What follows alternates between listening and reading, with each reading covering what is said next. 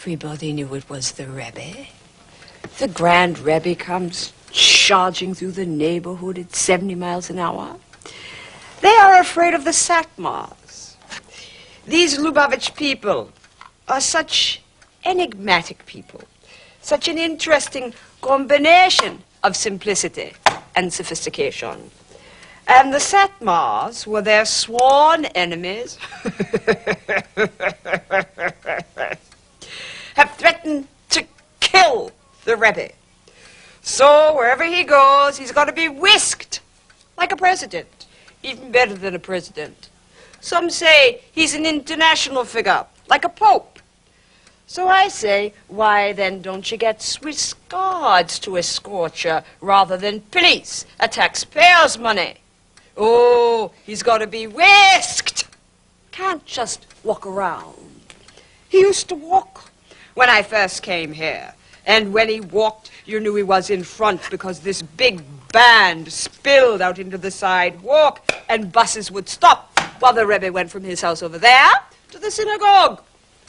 And whenever the Rebbe goes to the cemetery, which is once a week to visit his wife, dead wife, and father-in-law, the police lead him in escort, charging through the neighborhood at 70 miles an hour in the middle of a burgeoning metropolis. What do you want?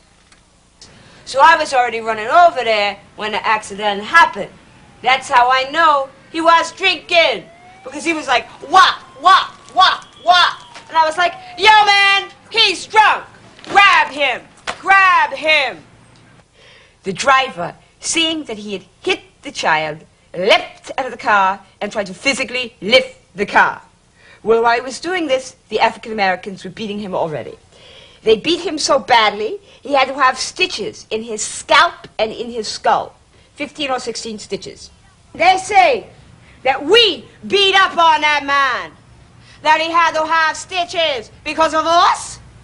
You don't come out of an accident like that unmarked, without a scratch. The most he got from us was slapped by a little kid. The Hasidic community has a volunteer ambulance corps. It is completely funded by the nations. It does not receive 1 penny of government support. When the Hasidic ambulance arrived on the scene, the city EMS ambulance was already on the scene, and as a matter of fact, asked the Hasidic ambulance for some pieces of equipment that they needed in order to take care of the Cato kid. There were also 2 or 3 police cars on the scene. The police saw the potential for violence and saw that the Hasidic passengers were afraid for their lives. So the Hasidic ambulance took the Hasidic passengers away at the behest of the police. When the ambulance came, they were more interested to take care of their own than to worry about some boy, some black boy, who lay dying in the street. Here come the ambulance. I'm like, that's not a city ambulance. Not like this. I was upset, right? You can imagine. So then I was like, yo! The man is drunk! He ran a red light! You ain't gonna do nothing! Everybody started coming around, right? Wasn't gonna let him go, right? Because I was talking about these kids is dying, man. I'm talking about the skull of the baby is on the ground, man. And he's walking. I was like, don't let him get in an ambulance. I was like, grab him. And the Jews was like, oh, private ambulance, private. And my buddies was like, oh, man, you know, we can't touch them. We can't touch them. Nobody want to grab him. Nobody want to touch him. And I was breaking full, man. I was going mad. And that made me cry. About 3 hours later, in another part of Crown Heights, a young Jewish scholar, Yankel Rosenbaum, was walking on the streets completely alone and totally oblivious. And he was set upon by a group of young blacks, about 20 of them strong, who were being egged on by a black man of about 40 years old and balding, who was saying, kill all Jews, look what they did to the kid, kill all Jews, and all the epithets that go along with it. Heil Hitler, and all of that. They stabbed Yankel Rosenbaum. The mayor, hearing about the Cato kid, came to Kings County Hospital to offer his condolences to the family of this child who had regrettably been killed. Well, at the same time, Yankel Rosenbaum was being wheeled into the emergency room. The mayor, seeing me there, expressed his concern that a child, an innocent child, had been killed, where I explained to the mayor that while the child had been killed by an unfortunate accident where there was no malicious intent, here we had an individual lying in the emergency room who had been stabbed maliciously for the sole reason he hadn't done anything to anybody, that he was a Jew. Whereupon the mayor came with me to visit Mr. Rosenbaum. I noticed that his feet were completely white.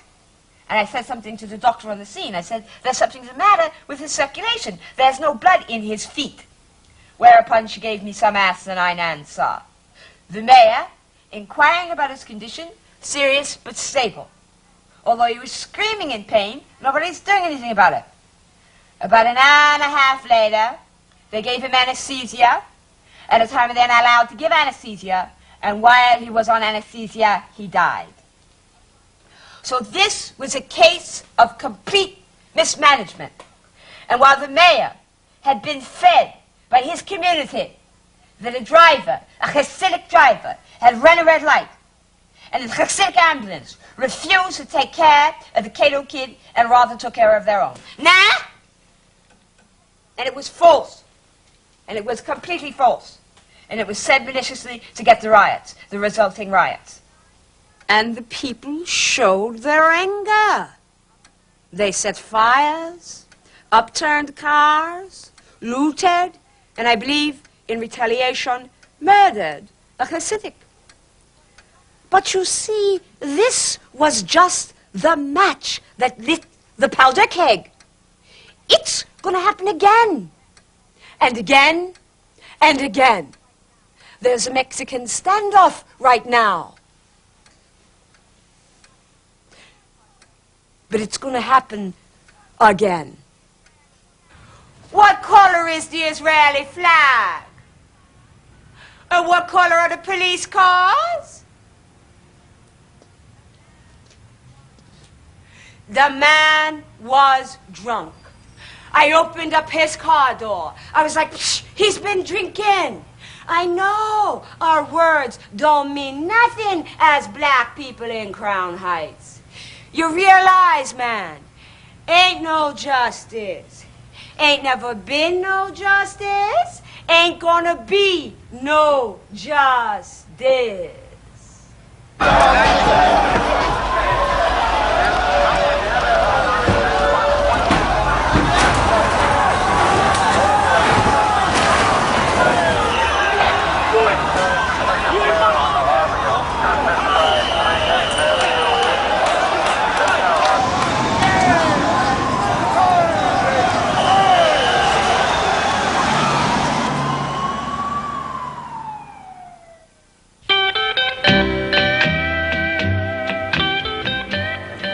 I went back home and I got my bicycle because I knew I was going to have to be elusive.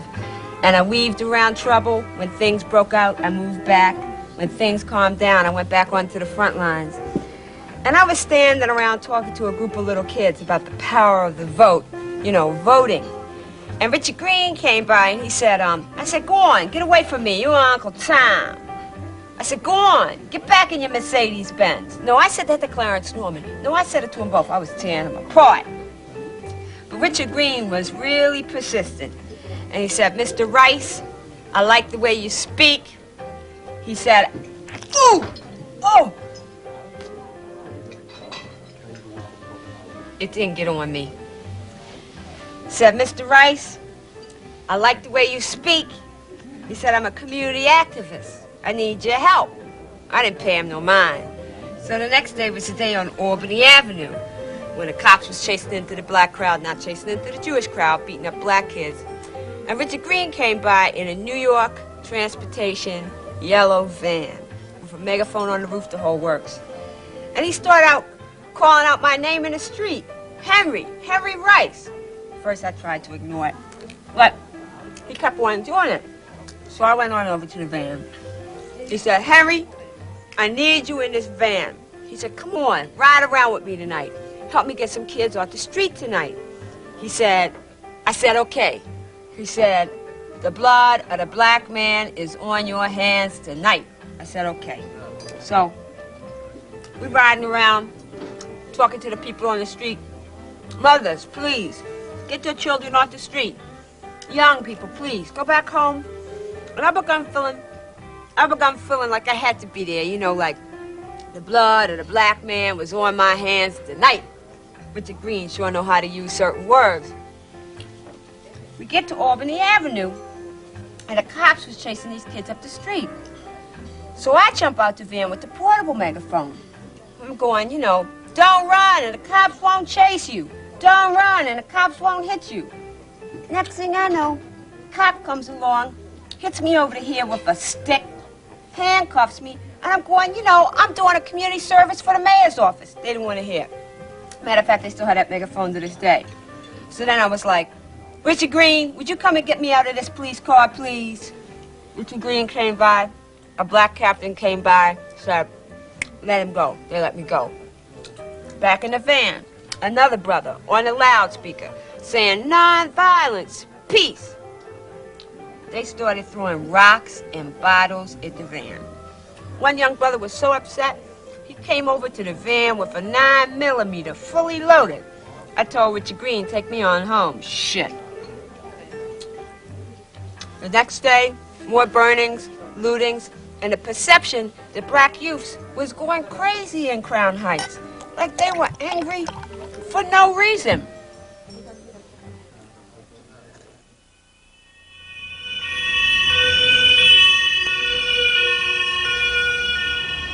I was at Gavin Cato's funeral. At every public event conducted by the Lubavitch community and the Jewish community as a whole, words of comfort were expressed to the family of Gavin Cato. I can show you letters that were written expressing our sorrow over the unnecessary loss of their son.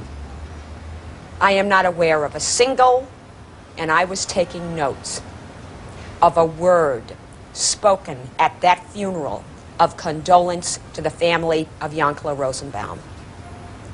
Frankly, it was more a political rally than a funeral.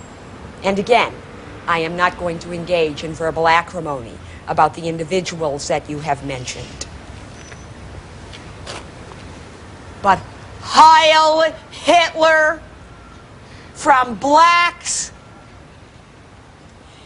Hitler didn't finish the job in Crown Heights. You better turn on the ovens again from blacks in Crown Heights. And Hitler was no lover of blacks. The hatred is so deep-seated in the anti-Judaism. The anti-Judaism, if people don't want to hear me use the word anti-Semitism, knows no boundaries.